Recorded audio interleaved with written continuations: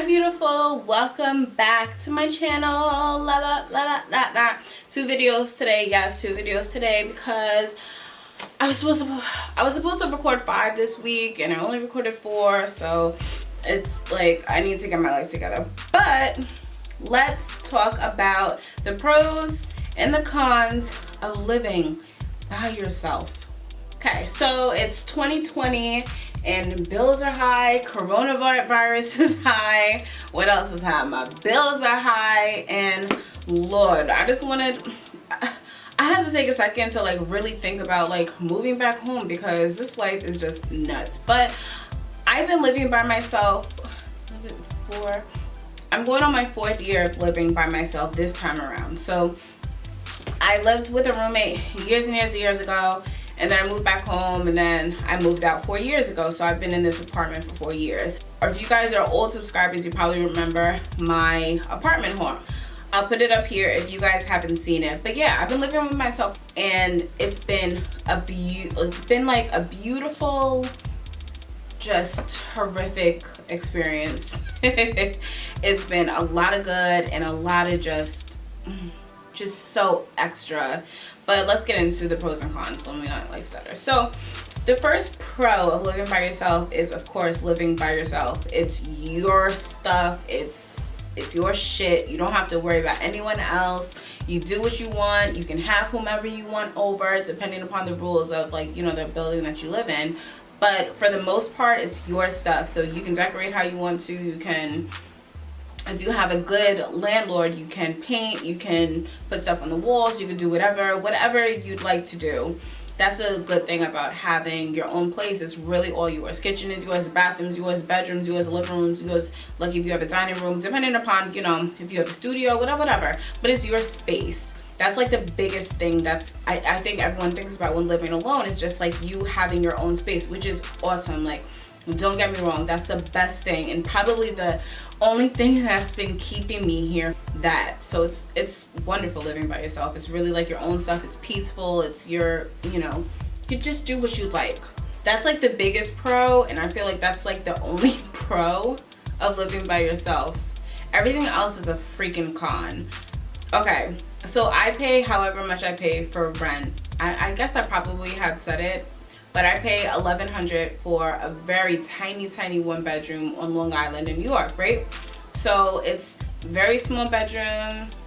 I don't have a dining room. I guess I could have a dining room kind of if I kind of maneuver my living room, but I got rid of my dining room furniture because it was just too much furniture for such a small place. I have a full kitchen, and I have a bathroom and a little hallway with a tiny closet, and it's just not working for me anymore, but it is what it is. But it's very expensive for such a small area. It's different for different places. I know $1,100 in Georgia, you can get a full house with 12 bedrooms and a pool in the back, but in Long Island in New York, it's very different. $1,100 doesn't get you much. And if I left here and I tried to find another place for $1,100, I probably wouldn't find it. Finding something for this price in 2020 and 2016 was, I couldn't even, I probably, before I got this apartment, I didn't think I would be able to get anything for $1,100. So I'm very, very lucky my landlord has kept it there, and I'm hoping he continues to keep it there. My lease just renewed, so it's expensive for what it is, and bills on top of it. That's not including utilities, so I still have to pay electric. My heat goes onto my electric, so that's another bill that could round from $100 to maybe $150 a month, so that's another bill. Plus cable, that's another bill that's not included. Keeping your phone on, keeping your Wi-Fi on, keeping your phone on, keeping your Wi-Fi on, all of that is an expense. Unless you're making enough money and it doesn't really matter. But if you're just, you know, making a moderate amount, it could be very expensive to live by yourself. Especially me, because I hate to say this, I don't cook. I can cook, but I don't cook as much as I should. So I like to go out to eat. I'm a foodie, so I like to go out to eat. I like to go to different places, but I always have to kind of budget what I'm doing. So living at home, if I was living at home, I would probably be paying $400, $500 a month. So that's an extra $600, $700, $800, $900 plus utility, a lot more money plus utilities that I'm paying extra to have my own space. you gotta weigh it out depending upon how much you make. I think you're supposed to be making, like, your rent is supposed to take up 30% of what you make, and I think I'm around that, probably a little bit less. My expenses are, my extra what do you call it, extracurricular activities are probably what's boosting, you know, my extracurricular activities are probably what's taking so much more money out of my pocket. But yeah, it's an expense, and it's your expense, and you have to deal with it, especially if you're by yourself. I don't get money from anywhere else but my job, so it's really on you to make sure that everything is good and everything's kept up and your lights are turned on and your Wi-Fi works and, you know, your water is on and heated up, and all of that is on you. Okay, so yeah, so that's an obvious con. A big con that I've been dealing with lately is just being lonely. I didn't realize how much I missed having someone else in the house with me as I do now. I think for the past maybe 2 years, I broke up with my ex-boyfriend probably about 2 years ago. So he was here a lot, and my last boyfriend after him was here once in a blue, whatever. But I'm here most of the time. I mean, my friends come over. I'm here most of the time by myself, and it's really kind of a lot to deal with sometimes. It's like I come home and there's no one else here. There's no one to really talk to, you know, face to face, that personal stuff. And I'm a bit of a loner, but I do love to have contact with people, but I do like to have that, come home and see somebody's face. Oh, how was your day? And I miss all of that. And if you're not that type of person and you don't think that you're gonna miss it, then skip this part. But for me, it's kind of been weighing on me not having someone else here, or not coming home to someone. It's very difficult. I think it's because I'm turning 32. I'm turning 30 in like on the 30th of March. So I think I'm just kind of going through it, and it's Mercury retrograde right now, so I'm kind of probably just extra emotional, and it's a Pisces retrograde. So I'm probably just really emotional, and I've been going through a lot and doing a lot of stupid stuff lately that doesn't make any sense. But with all that aside, it can get a little lonely. So if you're a type of person that is lonely, either bring your friends around more if they're able to come, or stop by your family's house if you're able to. But that's probably something that's been weighing on me lately, is just, you know, the loneliness of it. It's just like, there's no one else here. But yeah. I feel so corny for that, but it's the truth. It's what I've been going through. Whatever. It's the truth. But yeah, those are my and neighbors. Neighbors, put that on the cons list. Neighbors, please put it high up. People are so nosy, and they're always in their mess, especially when you're around, let me not say older tenants, but the older tenants I've been around lately, they're just like, they complain about everything.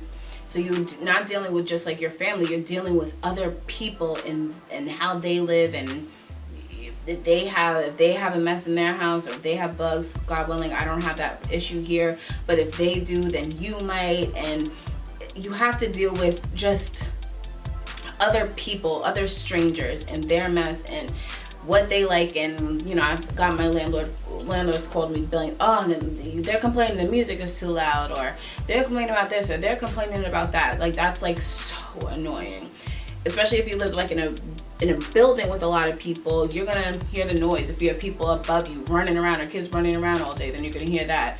Or if you have someone who stomps too hard, you're gonna hear that. If you have someone underneath you and you want to walk to the kitchen at night and you can't stomp too hard because there's somebody, you know, it's just, yeah. That part, after a while, like, you get used to each other, so you know that they don't like this around this time, so keep your music down low. Or, you know, you can't really, you know, blast music and have a party all night, so just make sure that you know, are aware of your neighbors and stuff like that. But that can become annoying at times, especially if you want to do something, or if you were planning on doing something. I like to have like little get-togethers and stuff, but at a certain time, gotta, you know, chop the music, tell everyone to shut up, but everyone's, you know, drinking and stuff like that, so it's just a lot. Neighbors are just annoying. Neighbors are annoying. I think if you have a house and you have neighbors, it's annoying, but to live in the same house as other neighbors, it's like, it's such a pain. But I think that's probably the biggest. Those are the cons. I hope I didn't scare you guys out of getting your own place. Really is a beautiful thing. Just, you know, there are the con sides of it also that I'm dealing with. And I'm actually looking to get another apartment. I think it's just here that's kind of got me down in the dumps. But hopefully if I have some other place that's a little bit more open and has more light and, you know, it just brings me a different surrounding, maybe I'll feel better about living by myself, because I'm not moving back home. I plan on building my own family so I don't have to come home lonely, and I can split the bills with somebody else. But yeah, it's not bad. It's not bad at all. But you just have to be ready for it. It's a commitment. Definitely it's a commitment. And if you lose your job, if you're lucky if you have, you know, family to really back you up or somewhere to go back to. But if you don't, it's really on you. And it's a lot of work. But if you just got your own place, or if you're looking to find your own place, or if you're at a time in your life where you can, congratulations. Have fun, have a lot of fun, but just be cautious and be careful, and, you know, do what you gotta do. Do what you gotta do. But thank you guys so much for tuning in to my video today, and I will see you guys next time. Bye.